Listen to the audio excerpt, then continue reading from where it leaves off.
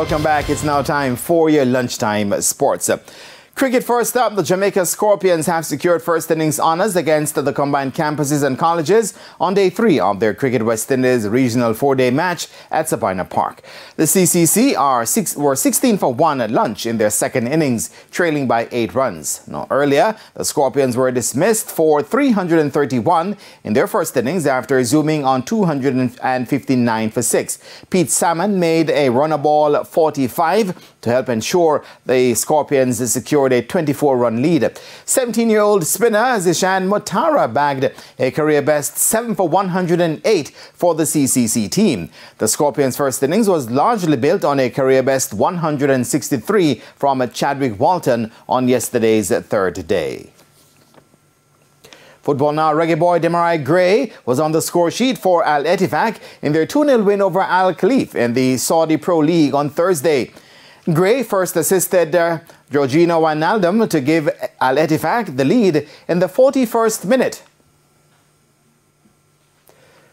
The Jamaican international then sealed the win in the 61st with this lovely strike. Now, this was Gray's fourth goal and third assist of the season. Al Ettifaq are lying in 8th in the league on 29 points. Al Hilal with Karim Benzema are atop the league with 53 points. The league resumed on February 7 after a one-month break due to the Asian Cup, which culminated recently. Jamaica's reigning world 400-meter champion Antonio Watson says he has not taken a different approach to training or competing since winning his world's title. The 22-year-old Watson was beaten in his opening 400-meter race of the season at the Capital Classic held at the National Stadium last weekend. Watson clocked 46.10 seconds to finish second behind world under 2400-meter hurdles record holder Rashawn Clark, who clocked 46.05 seconds in what was also his opening race of the season. Despite the loss, Watson says he feels no pressure being the world champion in the event.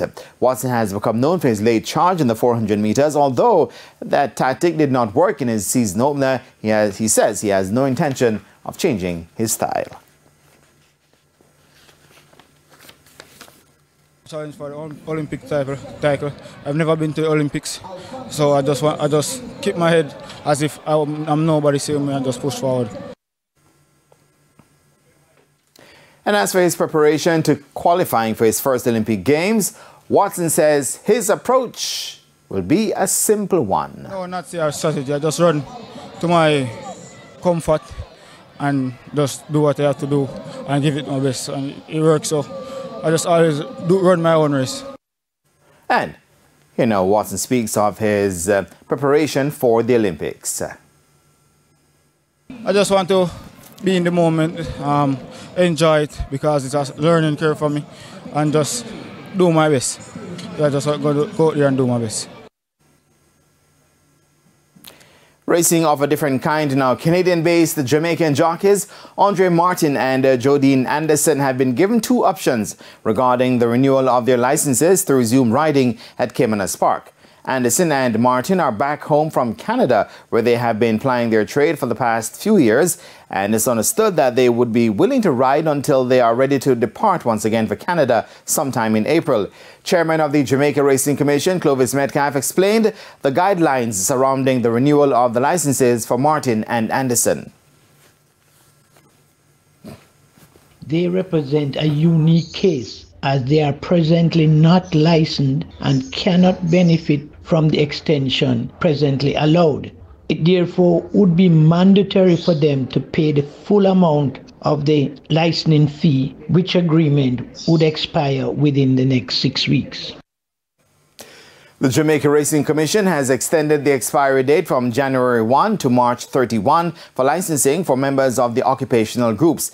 The JRC is also currently in the process of switching providers for health and life insurance for members of the occupational groups. This will also have an effect on the total fee required to be paid by Anderson and Martin. Next week with the insurance company, and it is expected that the cost will be agreed shortly thereafter.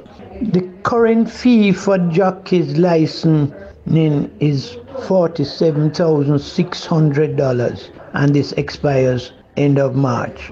So jockeys Martin and Anderson will be given the option if they want to pay the full amount, which expires March 31st, and then the new increased fee as of April 1st.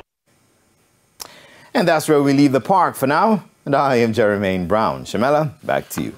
Thank you, Jermaine. And that's the Midday News. I'm Shamela Pullen. Join us at 7 for Primetime News. On behalf of the News, Sports and Production teams, good afternoon.